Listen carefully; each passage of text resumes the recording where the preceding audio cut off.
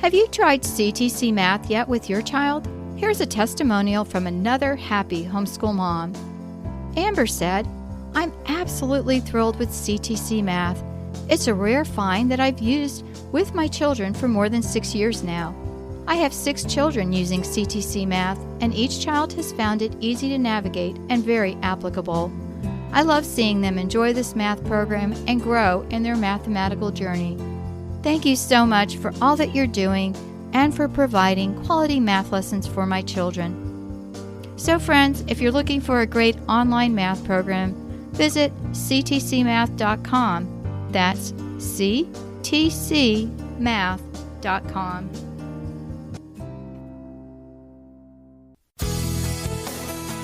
This is a production of the Ultimate Homeschool Radio Network. Welcome to the Vintage Homeschool Mom Show. Your host, Felice Gerwitz, is an author, a publisher, and your radio show host. She will encourage, educate, and inspire you with answers to your most pressing questions, from homeschool, marriage, parenting, and much more. Felice loves to equip moms to live a Christian life because every moment counts. Be sure to visit her website at mediaangels.com. And here's your host, Felice Gerwitz.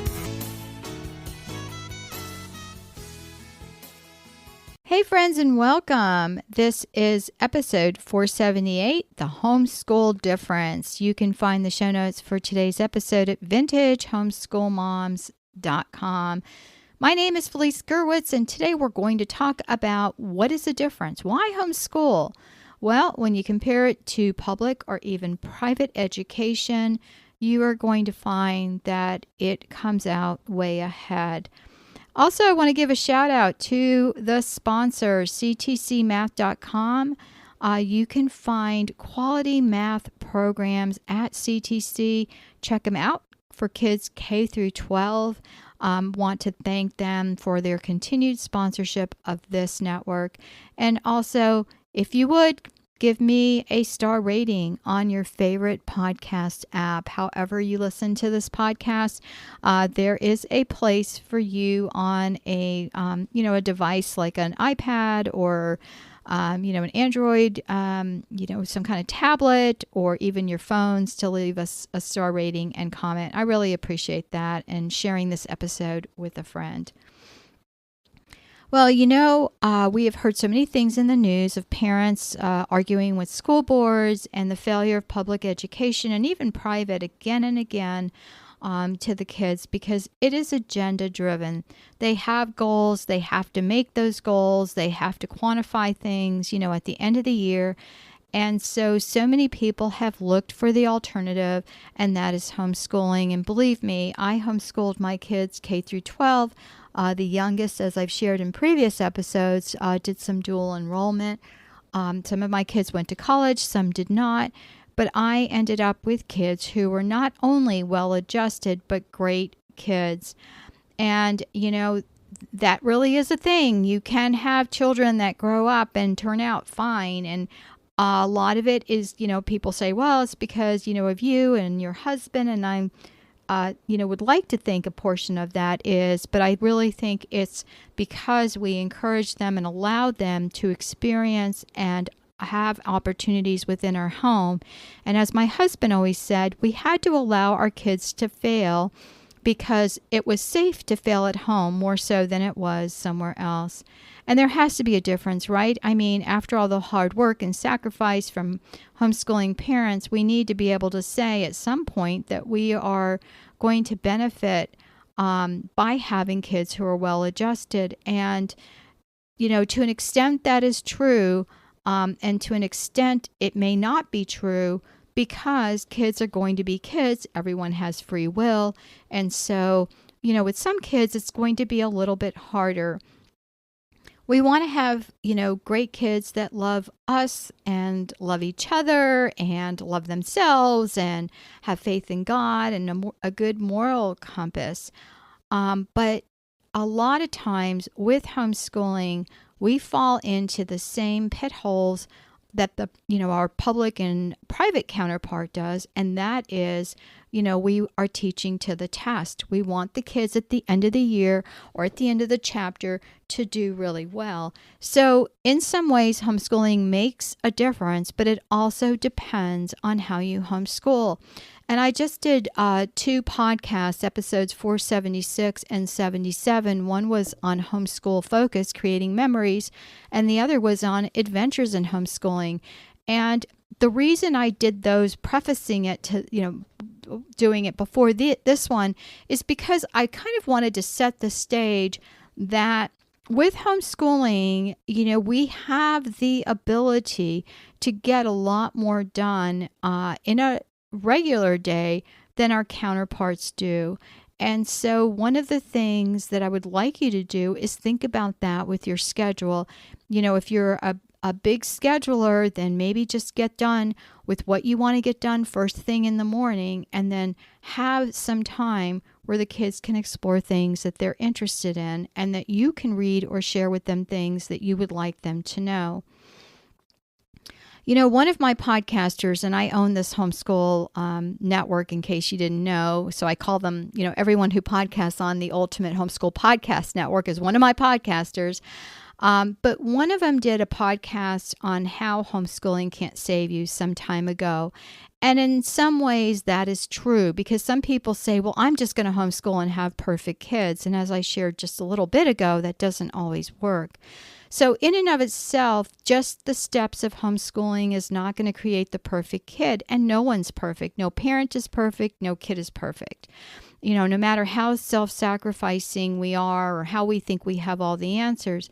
But homeschooling can definitely help. For one thing, we are there present with our children. For another thing, we know what they're studying. If we are only doing, some sort of a, virtual situation on every single, subject, we may not be able to oversee everything. But that is one of the reasons that, I think it's highly commendable to do some things, that maybe history is not your thing, or higher level math. But what you want to do as a homeschool parent is have some things that have a focus and an influence from you and what your goals are for your children. One of the things about homeschooling that I love is there's not an outside influence if you're the teacher and parent rolled into one. This doesn't preclude a child's ability to ask questions, and not the ones that set mom off. I have one of my children who knows how to get me going. But a true and honest discussion with a variety of dialogue is good. It's okay if your kid says, I don't know that I believe in God, because that is going to open up a whole discussion about faith, morals, and so forth. And so, instead of us flipping out when our children say something that could possibly set us off, we need to have that basis to be able to say, I don't really know exactly how I want to answer you right now, but I'll get back with you. And that's a really good question, because we want our kids to think for themselves and not to just, say things that we want them to. Another thing is with outside influences, our children are electronically connected now, and there is nothing wrong with asking them to put devices away. Even my adult children who are grown up and have moved out of the house know not to have cell phones at the dinner table. They just know that that's not acceptable. And so, this is your home, you have your rules, and collecting cell phones during the day is always a good thing. One of the kids would say, well, I have to look something up. Well, that's why you have a computer. So a cell phone stays in a bedroom or somewhere else. We used to have a charging stand where all the cell phones would go. I believe that homeschooling does make a difference in more ways than I can list. And I believe that because I completed my homeschool journey clocking in more than 32 years, it makes me a little bit of a vintage homeschool mom, so that I can share some things with you. In the early days of homeschooling, I learned, and not as quickly as I hoped, that recreating the classroom at home was a mistake. I was missing all the things that made a kid, like giving them time to think, to explore their passions, and to find out that learning is an adventure. And, an example of the early days of homeschooling was I ordered books and workbooks and sat and worked with my son or daughter, who was attending a high-end preschool. But then, of course, I wanted her to come home and learn some other things with me. And I was burnt out midway through the year. And my son, was engaged at the beginning, but then became bored. And I didn't like the first math workbook. So what did I do? I ordered a new math book, workbook mid-year. And so that came from me being not only a home educator, but I was an educator by degree. I have a degree in early childhood, elementary ed, and learning disabilities. And so I used my educational expertise and basically had two very discontent children. So finally, when I brought my daughter home for kindergarten, I realized that our dynamics of homeschooling was going to change, and both my kids had very diverse interests, and I really had my hands full. So like one, I used to say one's got their head in the stars and the other one under the sea, because my daughter loved astronomy and anything that had to do with that, and my son loved oceanography, and he loved ponds and fishing and wildlife. And so I decided that I was going to do some unit studies and do a lot of reading aloud. So we would go to the library and I'd come home with stacks of books. And not only was I teaching them to read, but I was also reading to them. And it wasn't long after that, that I had more children. And then, my fifth ended up teaching himself to read because I wasn't teaching him quickly enough, So, and then the other thing, and I don't know if this happens to you, but you might get sucked into social media or you get a phone call, and then I would lose my classroom. And so, the kids would just leave and I would be distracted by my phone call, or something important came up and I had to focus on that and not them. And I remember getting off the phone one time and seeing my two oldest at the time with, boots on, and parts of our yard were flooded, and they were pulling their red wagon and just collecting things. And I just sat there and watched them, and they were really excited and animated and finding all kinds of things, that they wanted to learn about and explore. So then back to the library and a bunch more books on nature studies and pond life. And we ended up buying the Pond Life book, and I still have it to this day. It's dog-eared. The front cover fell off years ago. But then I thought, okay, well, now what am I going to do? I'm going to sign up for the Nature Center, and we're going to go to the planetarium. And so we did things that were within our budget and my children's interest. And so my husband, who is a great listener, really was the one who kept telling me, observe the kids, look at what they're doing. And his big thing was taking them outdoors. So when he got home from work, he would take them out, as he said, to get their energy out, so then they would come in for dinner. It gave me a little bit of downtime. And, we could work together, calming them down, bath time and so forth after dinner. But one of the things that I found was that when I was distracted, or I had to look something up, or I hadn't printed something out that I wanted them to use, that my kids would be highly distracted and find other things that they occupied them, which was not finishing their math lesson or finishing their reading assignment. It was doing something else. And so I started incorporating more and more things that would not only include math, reading, and writing skills, but also some science and history. And that was one of the reasons that I started the Creation Science series, as well as focusing on unit studies. And so because we lived on acreage, we had, places for my children to explore. You might not have that opportunity, but you can make opportunities no matter where you are, using your resources that are at hand. In addition, what was the homeschool difference with my kids? They bonded with each other, not the kid down the road or the person sitting next to them in class. My kids only had each other. and they made the best of their homeschool situation with some encouragement from me. If they were not getting along, the books got put away. And, as they said, well, then she started lecturing. Well, in my way of thinking, well, no, then we started working on family dynamics and getting along. And so I would always give my kids options and scenarios of, wouldn't this be better than this? And what do you think? And that kind of a thing.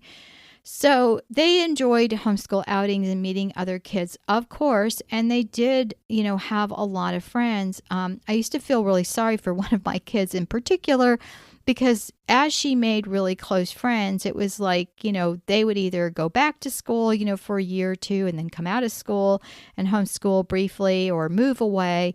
And every time she had a unique, friend or a really close friend, it seemed like it was short-lived. But as I told her, a couple of things. Number one is she was the one who wrote the series of novels with me. We wrote the Truth Seekers mystery series. And so Christina and I, worked on that through her high school years. And also, it allowed her time to develop her own interests. And I think sometimes when kids are so, they bond so much with other children that is their focus. And, it's not allowing them to really develop on their own.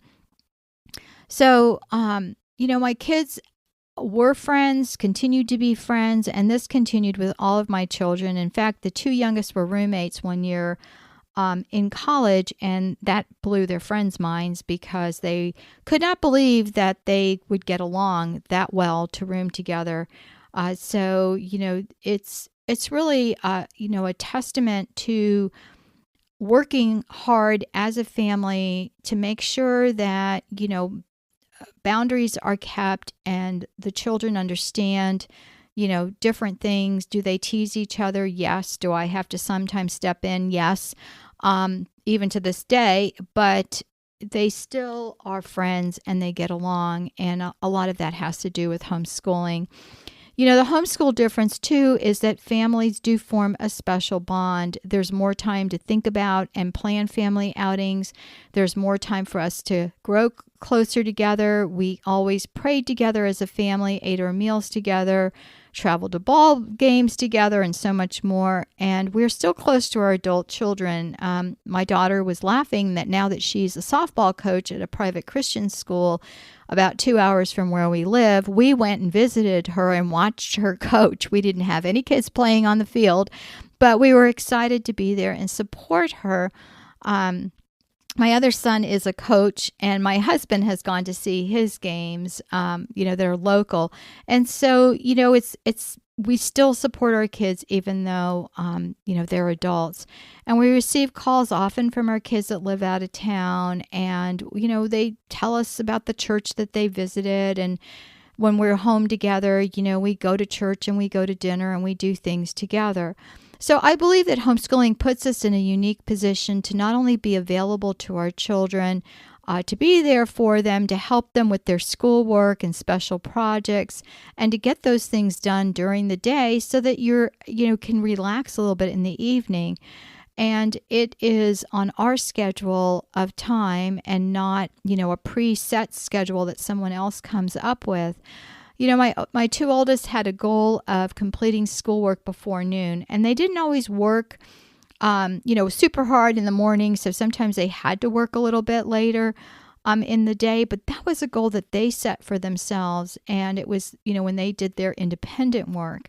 And so I loved that they had that goal because they had so many things that they wanted to do on their own. Another unique possibility of homeschooling is the ability to spend time focusing on an area of interest. If your child is interested in music or sports or reading or writing, homeschoolers have gone on to win national competitions such as science fair, 4-H competitions, spelling bees, and sport titles. One of my children won a statewide science fair competition. Another one won I think it's the same child, won many 4-H blue ribbons. And my daughter participated in not one, but 2 softball World Series. And my son earned sports scholarships to different colleges. And my daughter also had a sports scholarship, and they both had academic.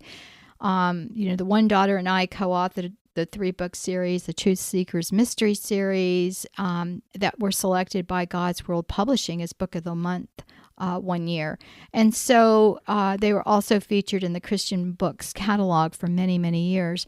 So doing things that are of interest to your child and giving them that opportunity, putting it in their schedule if you're a scheduler, giving them time to hone something that they're interested in is such a great way to encourage them. And a lot of times, I talk to parents, and, I had a parent telling me recently that, it's too difficult because my child has some learning issues and they can't get their schoolwork done. And that's where you start looking at things and saying, okay, we're going to combine things, or we're going to do 5 diverse problems in our math. And then, it might take 2 years to get through a math book. That's okay. We have to look at our children and work on their abilities within that given amount of time. And I know that we worked on some vision training with one of my daughters, and she ended up in 1 year's time gaining a 3-year segment of time. She went from struggling in reading to reading proficiently. So there is that, happy story that I can share with you. But if they are so burnt out with education, they are surely not going to strive to do their best, because they're going to be so frustrated academically. It's going to be difficult. And so, encouraging a child's interests is one of the things you can do, offering them unique opportunities. And that's something that we can do as homeschoolers. One year, the ice skating rink opened up, and I live in Southwest Florida, by the way. And an Olympic judge, who was currently an Olympic judge, was one of the facilitators of this program. And she said, you know what? We've got an empty ice skating rink here. Let's open it up to homeschoolers. And I was talking to this lady, and I said, how did you get to Southwest Florida? And she goes, well, I was given the opportunity to manage, 3 different ice rinks at different areas. And I selected Southwest Florida because that's where my kids said they'd come visit me. She had adult children. So you never know who is in your backyard that will work with your kids or come up with programs. And I think it's so wonderful now that there are these opportunities. And instead of fitting into a curriculum designed for a classroom of similar age children, what you can do is cater to your children's interest. What are they reading for literature? My kids read C.S. Lewis and the classics and so much more. They had a specifically designed reading list for American literature and world literature that I came up with. And yes, some books were definitely not on our list.